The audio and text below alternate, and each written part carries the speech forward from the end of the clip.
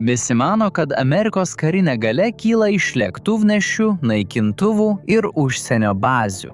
Jie žiūri ne ten. Tikrasis JAV galios šaltinis yra tai, ko negalite pamatyti. Nes jei Vašingtonui prireiktų, jis galėtų beveik per naktį paversti didžiulės pasaulio ekonomikos dalis karinių tiekimų tinklu. Ir štai kodėl dabar vyksta kažkas keisto. JAV kariuomenė atrodo traukiasi. Didžiulės bazės visoje Europoje ir artimuosiuose rytuose yra uždaromos. Žemėlapiai rodo, kad Amerika traukiasi. Tačiau palydoviniai vaizdai pasakoja visiškai kitokią istoriją. Giliai Filipinų džiunglėse, atokiose Ramiojo vandenyno salose, vietose, kurių dauguma žmonių net nerastų žemėlapyje, atsiranda nauji pakilimo takai, kuro saugyklos ir kariniai objektai. Tai Subiko įlanka Filipinuose. Kadaise tai buvo didžiausia Amerikos užjūrio bazė. Tada ji buvo uždaryta 1992 metais. Tai buvo tendencijos pradžia. Šaltojo karo metu JAV kariuomenė turėjo 1600 užsienio bazių. Dabar oficialiai liko 800 ir tos bazės smarkiai mažinamos. Kitoje pasaulio pusėje Tulės oro bazė Grenlandijoje, kuri kadaise buvo Arkties pagrindinė grandis, sumažėjo nuo 6000 karių iki 150. Net Ramšteino oro bazė Vokietijoje mažinama.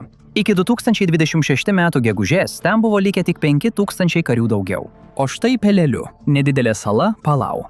Antrojo pasaulinio karo metu čia vyko nuožmus mūšis, tačiau vėliau sala buvo apleista, nes, pažiūrėkite ją, ji yra viduryje niekur. Ir būtent todėl ji yra tobula. Visa tai yra Pentagono slapto tinklo dalis. JAV kariuomenė 2024 metais atstatė Antrojo pasaulinio karo laikų kilimo ir tūpimo taką ir padarė jį pakankamai didelį, kad galėtų priimti daugumą turimų orlaivių, įskaitant milžinišką C-130 Herkules. Iš pirmo žvilgsnio statyti kilimo ir tūpimo takus mažytėse Ramiojo vandenyno salose atrodo visiškai nelogiška. Juk JAV karinis jūrų laivynas jau turi 11 lėktuvnešių, bet būtent čia ir slypi problema. Lėktuvnešiai yra milžiniški. Jie yra matomi, o šiuolaikinėme kare matomumas gali būti trūkumas. Prieš 30 metų vienas lėktuvnešio smogiamasis junginys galėjo įplaukti į regioną ir per naktį pakeisti politinę situaciją. Kartais net nereikėdavo iššauti nė vieno šūvio. 1996 metais per Taivano sąsiaurio krizę Jungtinės valstijos pasiuntė 2 lėktuvnešių junginius per šį regioną. Žinutė buvo tokia stipri, kad Pekinas atsitraukė. Tačiau pasaulis pasikeitė. Šiandien Amerikos priešininkai dešimtmečius kūrė raketas specialiai skirtas surasti ir sunaikinti tokius taikinius kaip lėktuvnešiai. Net ir kovos zonose, pakasa kaip Persijos įlanka, lėktuvnešiai veikia 100 mylių nuo Irano pakrantės. Tai vienintelis būdas, kuriuo Pentagonas gali užtikrinti, kad jie išliktų saugus nuo raketų ir dronų. Tai tapo akivaizdu 2026 m. vasario 5 d., kai Irano dronas pavojingai priartėjo prie lėktuvnešio. Ir Iranas nėra etalonas. Etalonas yra Kinija. Jei regioninė galybė gali sukelti problemų lėktuvnešio grupiai, įsivaizduokite, kas nutiktų, jei įsitrauktų pajėgiausias Amerikos varžovas. Tačiau lėktuvnešiai vis dar turi vieną pranašumą. Jie gali judėti. To paties negalima pasakyti apie milžiniškas Amerikos užsienio bazes.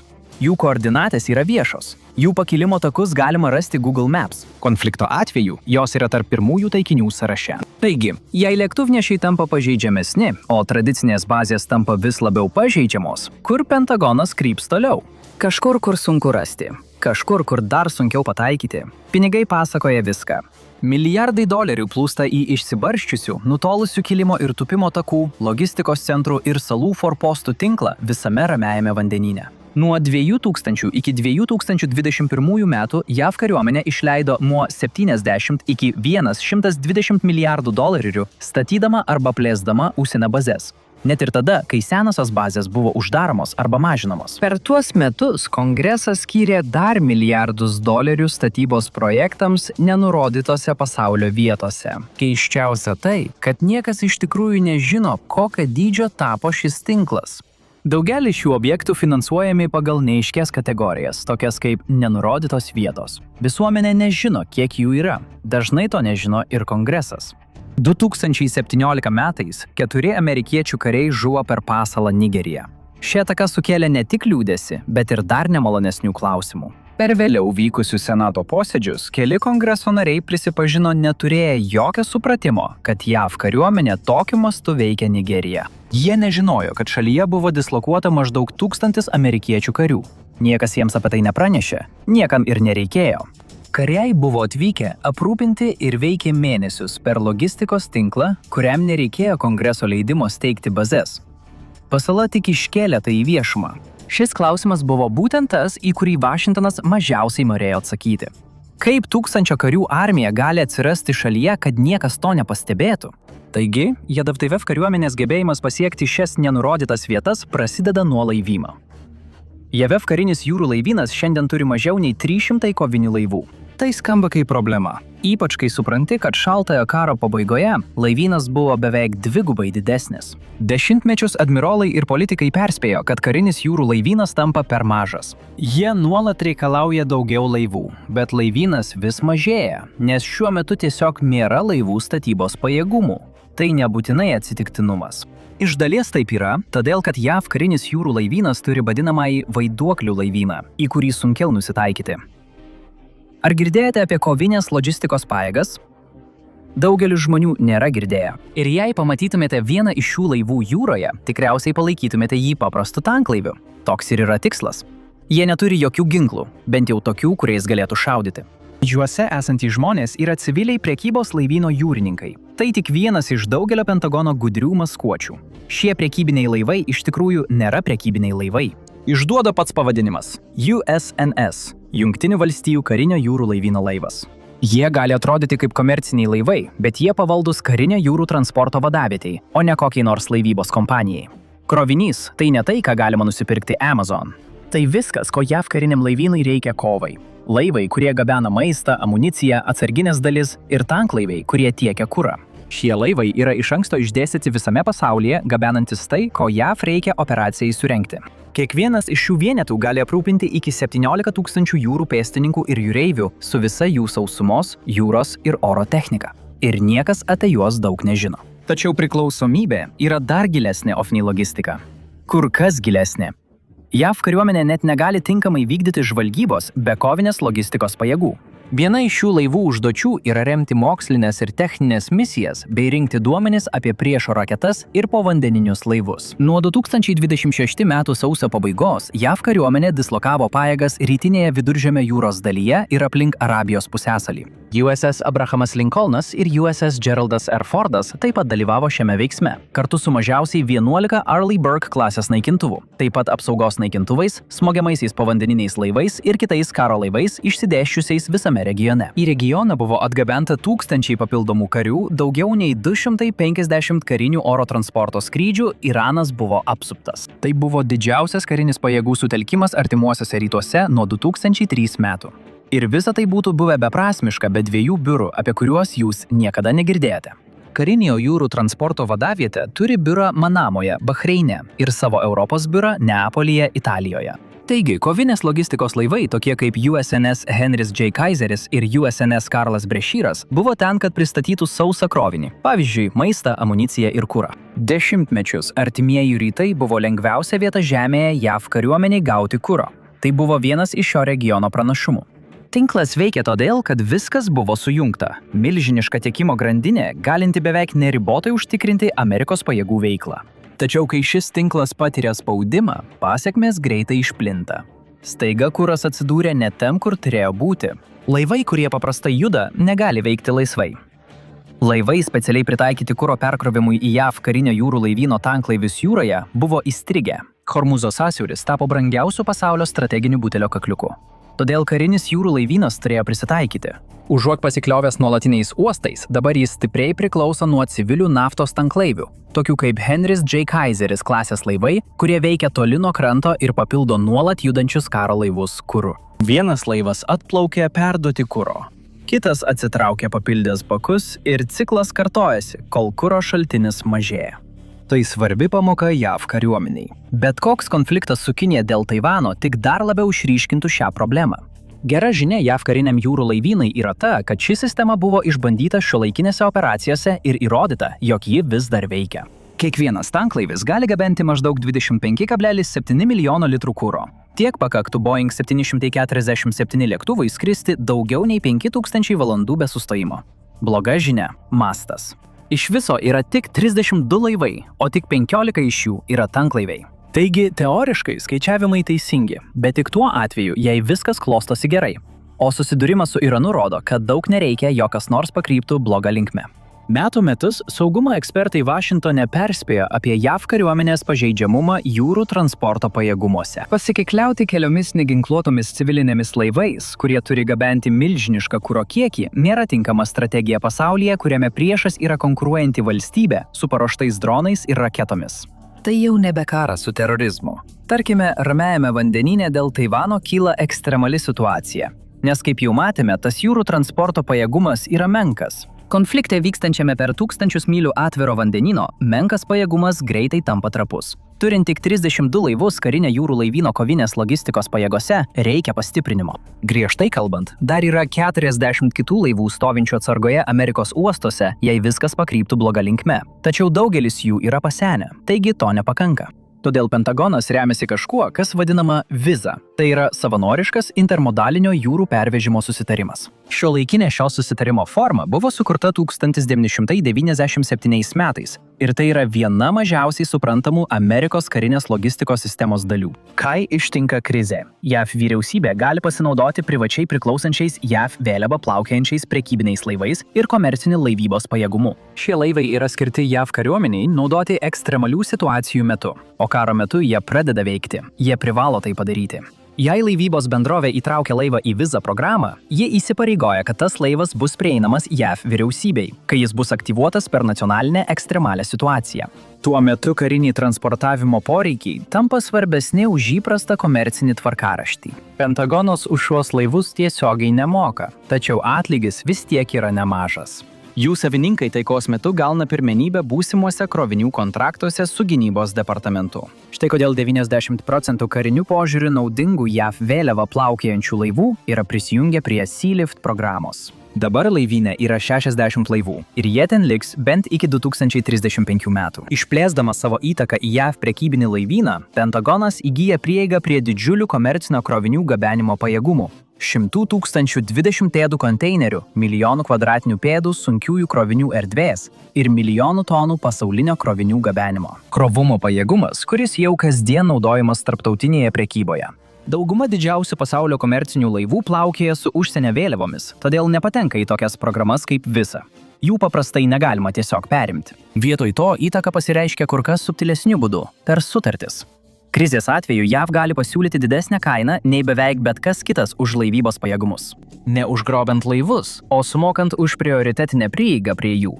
Tai gana sumanus sprendimas, bet nebūtinai naujovė. Jis dar net nebuvo aktyvuotas anksčiau. Vietoj to, tai yra kopija to, ką jau seniai daro ir yra naudojusi oro pajėgos. JAV kariuomenė turi daugiau nei 13 000 orlaivių, tai daugiausiai iš visų pasaulio ginkluotųjų pajėgų. Krovininiai lėktuvai, tokie kaip C-130, gali perkelti karius, transporto priemonės ir sunkiąją įrangą tiesiai į priekinės pozicijas. Tačiau didžioji dauguma Amerikos karių į tolimas paskirties vietas iš tikrųjų nekeliauja šiais orlaiviais. Terminalo E-vartai BWI tarptautinėme oro uoste Marylande arba Seattle Tacomos oro uoste Vašingtone atrodo įprastai. Pro juos einantys žmonės atrodo įprastai, tačiau jei atsektumėte, kur iš tikrųjų skrenda šie lėktuvai, pamatytumėte, kad jų paskirties vietos nėra atsitiktinės atostogų kryptis ar komerciniai maršrutai. Jie jungiasi tiesiogiai su JAV karinėmis dislokacijomis visoje Europoje, artimuosiuose rytuose, strategiškai svarbiose Arkties vietose tokiose kaip Grenlandija arba per Ramųjį vandenyną į tokias vietas kaip Anderseno oro pajėgų bazė Guame. Dauguma pro tuos vartus einančių žmonių yra aktyviosios tarnybos JAV kariai, tačiau jie nenaudoja oro pajėgų lėktuvų. Tai tas pats modelis, kurį naudoja civiliniai operatoriai – Atlas Air, Omni Air, National Airlines. Skirtumas yra krovinys. Tai vadinama Patriot Express. Jis skirtas aptarnauti karius, kurie yra oficialiuose atostogose arba gauna įsakymą persikelti iš vienos bazės į kitą. Šios privačios bendrovės yra taip integruotos į gynybos departamento transporto tinklą, kad gali veikti kai kuriuose slapčiausiose pasaulio vietose. Norfolko karinių jūrų pajėgų bazė – didžiausia karinio jūrų laivyno bazė pasaulyje. Iš čia kariai gali skristi Patriot Express į Diego Garcia Indijos vandenyne. Tai brangiau nei leisti kariams keliauti tomis oro linijomis, kuriomis naudojasi dauguma žmonių. Tačiau tai ir efektyviau. Tai taip pat daug pigiau nei perkelti visus karius didžiuliais krovininiais lėktuvais, tokiais kaip C-5M Super Galaxy, kuris kainuoja 57 500 JAV dolerių už kiekvieną valandą ore. Be to, kiekvienai skrydžio valandai tenka 40 valandų techninės priežiūros. Esant tokiai kainai tiesiog nėra prasmės naudoti šios orlaivius įprastiems perkelimams. Todėl Patriot Express egzistuoja tam, kad patenkintų šį poreikį ir jis yra milžiniškas. Kasmet šiais lėktuvais skrenda 340 000 žmonių. Prisiminkite, kad bet kuriuo metu užsienyje dislokuota apie 170 000 kariškių. Ir šiuos kariškius dažnai lydi šeimos nariai. Tai nuolatinis klientų srautas. Kalbant apie oro linijų verslą, tai yra beveik pats saugiausias variantas. Pentagonas moka gerai, tačiau šios specialios oro linijos visada ieško būdų, kaip uždirbti daugiau pinigų. Todėl ir egzistuoja Space A. JAV kariuomenė gali būti užsiėmusi, bet net ir Patriot Express skrydžiai nėra visiškai užpildyti. Jei esate oro linijų savininkas, tai tikra katastrofa. Skrydžiai yra brangus, nesvarbu, kas jūsų klientas. Todėl korporacijų vadovai pateikia pasiūlymą. Išėję į pensiją, kariškiai gali pasinaudoti Space A, jei jų kelionės planai sutampa su lėktuvų maršrutais. Jie netgi gali pasimti savo augintinius į lėktuvą. Tai dar viena privilegija JAV kariuomenės veteranams ir dar vienas būdas papildyti oro linijų savininkų kišenes. Tačiau JAV kariuomenės įtaka aviacijos verslui siekia kur kas toliau nei tik keli kontraktai su specializuotais vežėjais. 2021 m. vasarą Afganistane situacija tapo sudėtinga. Talibams artėjant prie Kabulo, karius ir patvirtintus pabėgėlius reikėjo skubiai evakuoti. JAV oro pajėgų logistikos tinklas patyrė spaudimą. Jis neturi pakankamų pajėgumų patenkinti poreikį. Todėl reikėjo ieškoti kitur, o ne Patriot Express ar savo brangių krovininių lėktuvų pagalbos. Todėl jie kreipėsi į JAV oro pajėgų civilinių rezervinių orlaivių flotilę. 18 flotilės lėktuvų buvo pasitelkti žmonių pervežimui, kai padėtis Afganistane tapo kritinė. Taip, Patriot Express vežėjai dalyvavo, bet 4 lėktuvai buvo iš United Airlines, 3 buvo iš Delta, o 2 iš Hawaiian Airlines. Jie pervežė karius iš Kataro, Bahreino ir Vokietijos, nes įprasti orlaiviai buvo perkrauti. Tai civilinės oro flotilės darbas. Ji sudaryta iš 450 orlaivių priklausančių 25 skirtingiems vežėjams, nuo jūsų mėgstamos oro linijos iki FedEx ir UPS. Kiekviena jų pagal sutartį įsipareigojo programai skirti 30% savo keleivinių orlaivių parko ir 15% krovininių orlaivių galinčių gabenti krovinius. Oro linijos išlaiko operatyvinę kontrolę, tačiau jei gauna skambutį iš Pentagono, jos privalo turėti orlaivius ir kvalifikuotą įgulą pasiruošusius. Jos turi būti pasiruošusios palaikyti misiją per 3 dienas nuo skambučio. Atsisakyti negalima. 268 iš šių orlaivių yra skirti ilgų nuotolių tarptautinėms misijoms ir būtent jie buvo naudojami Afganistane. Pentagonas nemoka už šio parko priežiūrą, bet jei visi šie lėktuvai būtų aktyvuoti, jie galėtų pervežti 90% kariuomenės keleivių ir 40% krovinio. Tai panašu į tai, kai esi nuomotojas ir liepi nuomininkui apmokėti visas priežiūros išlaidas, kol pats prireikia pastato.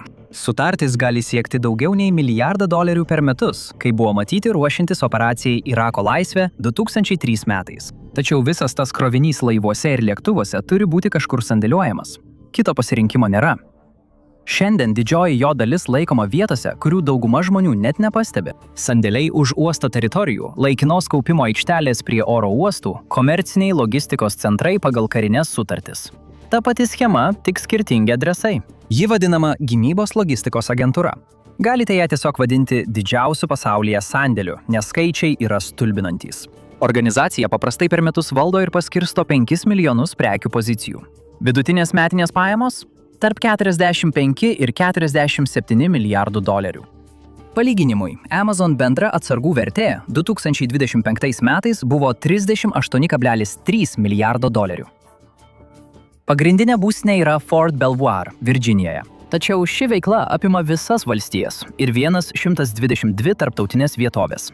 Tačiau yra vienas kabliukas. Pentagonas nenori užsiimti sandėlių statybos verslu, taip pat kaip nenori užsiimti avialinijų verslu. Todėl jis nuomojasi patalpas iš civilių partnerių. Kai užsakymai pateikiami, atsargos išsiunčiamos. Tačiau JAV kariuomenė pati taip pat beveik neužsiima gabenimu. Ji net neturi pajėgumų pervežti visų prekių.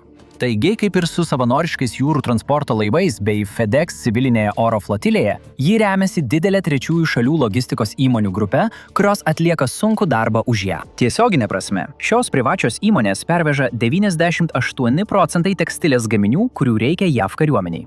Uniformos, žiemos drabužiai. Tai rangovai taip pat tiekia 86% atsarginių dalių ir beveik 100% kuro. Panašiai kaip tariami jūreiviai laivuose, tokiuose kaip USNS Carl Braceman, vairuotojai yra civiliai.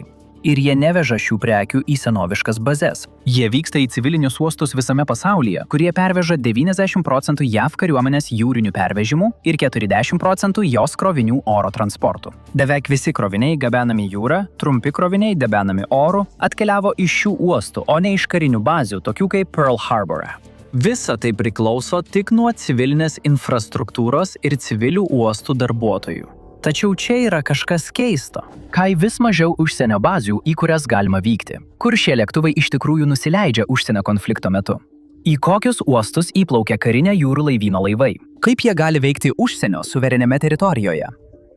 Prisiminė tas 122 tarptautinės vietas. Visa tai yra dokumentų grandinės dalis, kuris tęsiasi toliau nei bet kokia oro kelionė. Užsienio bazės gal ir nebėra tokios, kokios buvo anksčiau, bet JAV kariuomenė yra pasirašiusi įsigijimo ir tarpusavio aptarnavimo susitarimus su daugiau nei 120 kitų šalių. Tai reiškia tik viena – rinka atsiveria. Šie susitarimai yra palyginti nedideli. Bendrai sudaro tik kelis milijardus dolerių kasmet. Bet šiuo atveju svarbu ne piniginės dydis. Svarbu, kur yra ta piniginė ir ką darai su tuo nekilnojamuoju turtu. Užkulisiuose JAV kariuomenė remiasi daugybę susitarimų, apie kuriuos dauguma žmonių niekada negirdi. Kai kurie jų yra paprasti. Jie leidžia kariuomeniai prireikus įsigyti atsargų iš kitų šalių ar tarptautinių partnerių. Tai atima viską – nuo kuro iki įrangos ir logistinės paramos. Kiti yra sudėtingesni. Paremti abipusiais susitarimais, kai sąjungininkai prisideda ištekliais mainais į bendrą prieigą operacijų metu. Tačiau abu šie modeliai veda prie to paties rezultato – išankstinio išdėstymo. Užuot laukus krizės ir tada viskas siuntus, didžiuliai kiekiai atsargų jau būna iš anksto sukaupti ir laikomi arti tų vietų, kur jų gali prireikti. Kai kuriais atvejais net pačios infrastruktūros dalys būna iš anksto išdėstytos. Tiek, kad veikiančias bazes galima surinkti vos per kelias dienas. Taigi, kai pajėgos atvyksta, jos nepradeda nuo nulio. Jos atvyksta į sistemą, kuri jau jų laukia. Efektas yra toks pat, kaip iš anksto išdėstyti visą kariuomenę, oficialiai nepaskelbiant bazės. JAV kariuomenė gali pirkti vietoje, sandėliuoti prekes vietiniuose sandėliuose ir tada gauti tai, ko reikia iš savo partnerių veiksmų zonoje. Jei nereikia gabenti daiktų per vandenyną. Tai padeda JAV kariuomeniai įvykdyti savo misiją – būti pasirengusiai per 3 dienas reaguoti į bet kokią grėsmę pasaulyje. Ir niekas iš tikrųjų nežino, kur visa tai yra. Iš tiesų, Pentagono įrašai apie viską, kas atkeliauja ir iškeliauja, yra gana negausus. Ką mes žinome, tai kad šie šešėliniai logistikos sandariai pastaraisiais metais turėjo didžiulę reikšmę. Be jų Ukraina žlugtų. Viskas taip paprasta. Per pirmuosius konflikto metus Baltieji rūmai pasinaudojo prezidento skubaus atsargų perdavimo įgaliojimais perduoti daugiau nei 20 milijardų dolerių vertės ginklų ir įrangos į Ukrainą. Kongreso sprendimo nereikėjo. Jokio leidimo steigti bazę nereikėjo. Sistema, apie kurią niekas nežinojo, veikia greičiau nei bet koks oficialus karinis dislokavimas galėjo veikti. NATO aljansas turi labiausiai integruotą prieigos vietų ir iš anksto sukauptų atsargų tinklą. Būtent tai leido Jungtinėms valstijoms greitai suteikti karinę ir humanitarinę pagalbą Ukrainai karo pradžioje. Kongreso sprendimo tam nereikėjo. Dėl prezidento skubaus atsargų perdavimo įgaliojimų, Baltieji rūmai gali paimti ginklus ar paslaugas iš gynybos departamento atsargų ir perduoti juos partneriams. Prezidentas gali duoti tokį nurodymą bet kuriuo metu ir perduoti jį bet kam tik nori Baltieji rūmai. Tačiau tarpusavio pagalbos tinklai pasireiškė akivaizdžiau per operaciją Epic Fury. Jungtinės valstijos turi tokius susitarimus beveik su kiekviena svarbia šalimi regione – Kataru, Omanu, Jungtiniais Arabų Emiratais, Saudo Arabija ir Taitablai. Pažvelkime į tą susitarimą su Saudo Arabija kaip į pavyzdį. Prieiga ir tarpusavio pagalba veikia abiem kryptimis. Kartais tai netgi atneša Amerikai pelno. Saudo Arabija iš tikrųjų sumokėjo JAV kariuomeniai ir Amerikos verslams už tiekimą, kurio jų kariuomeniai reikia pagal šį susitarimą. Nesvarbu, ar tai buvo prieš Husius Jemene, ar gynybai nuo Irano raketų ir dronų. Jie už tai sumokėjo. Pentagonas paėmė civilinio rezervo oro laivyno modelį ir jį išplėtė. Dabar atsakomybė tenka ne tik Delta Airlines. Dabar tai ištisos šalys. ACSA susitarimai turėtų būti abipusiai ir finansiškai neutralūs, tačiau tie, kurie pasirašo šią sutartį, taip pat turi atiduoti savo infrastruktūrą. Jei kada nors atsiranda konkuruojanti paklausa, JAV kariuomenė laimi. Pažiūrėkite į Katarą. JAV kariuomenė pasirengė saugoti Vinikatarą. JAV kariuomenė turi priešakinį štabą Al-Udeido oro bazėje. Iš pirmo žvilgsnio tai atrodo kaip viena iš tų senų karinių bazių artimuosiuose rytuose, kurioje 2026 metų pradžioje buvo dislokuota 10 000 karių. Bet kas iš tikrųjų atlieka sunkiausią darbą, kad paremtų tuos karius? Ne amerikiečiai. Gynybos logistikos agentūra perka ir priima visas prekes siunčiamas į šias vietas, tačiau Kataras atlieka logistinį darbą.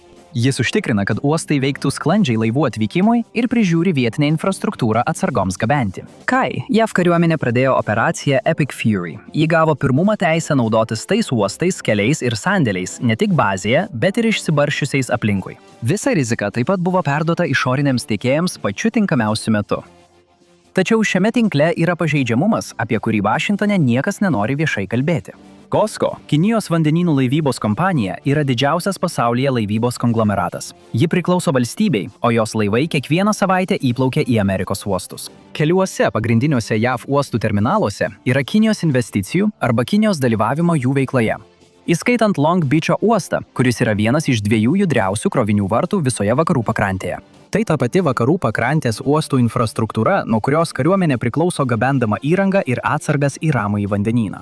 Tačiau imperijos, sukurtos sutartimis, turi silpnybę, kurios neturi teritorijomis paremtos imperijos.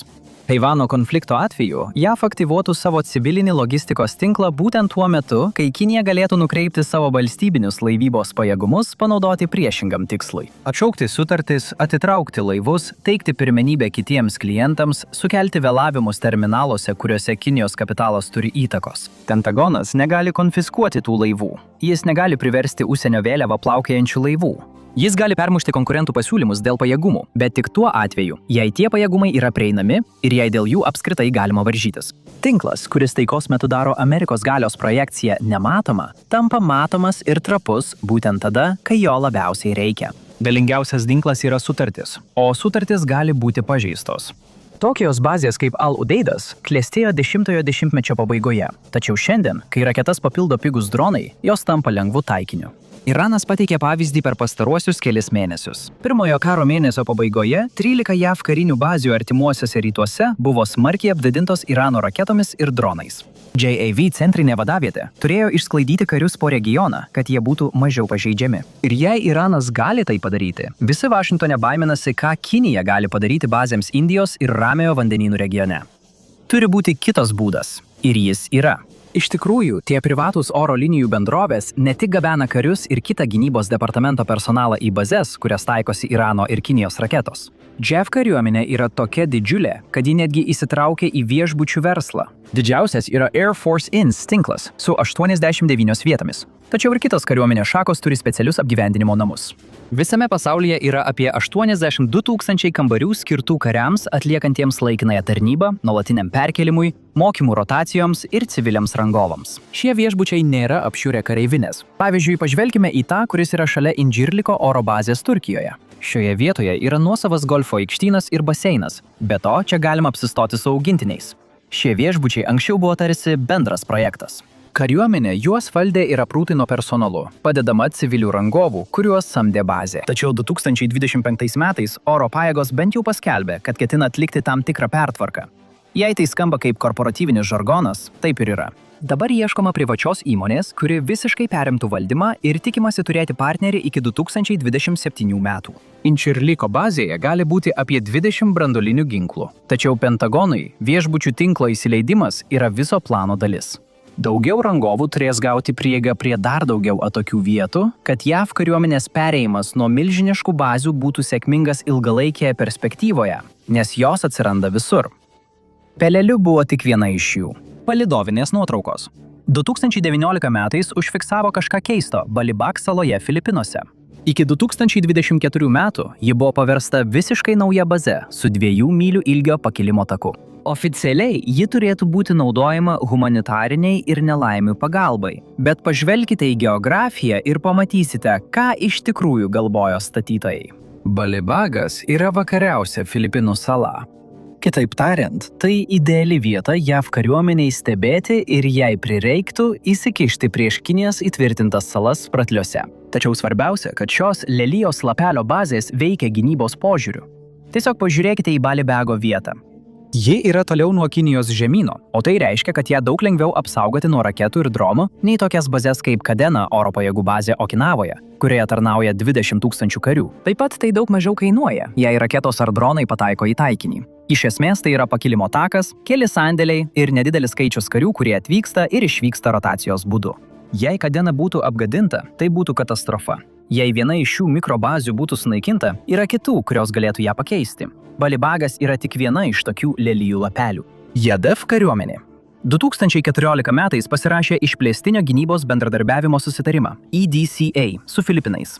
Dabar Filipinuose yra 9 vietos, įsidėsčiusios visoje šalyje. Anksčiau Kinija būtų galėjusi taikytis į Subiko įlanką ir paralyžiuoti JAV kariuomenės operacijas Pietų Kinijos jūroje. Dabar Amerika yra diversifikavusi savo portfelį. Iš tiesų, EDCA buvo tokia sėkminga, kad Vašingtonas šią idėją perkelė į visišką užkampį.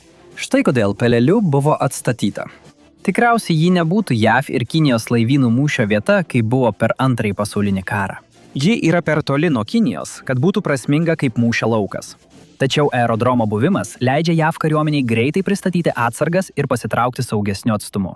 Yra dar vienas didelis teigiamas aspektas susijęs su lelijos lapo strategija. Politinė gese situacija yra daug palankesnė.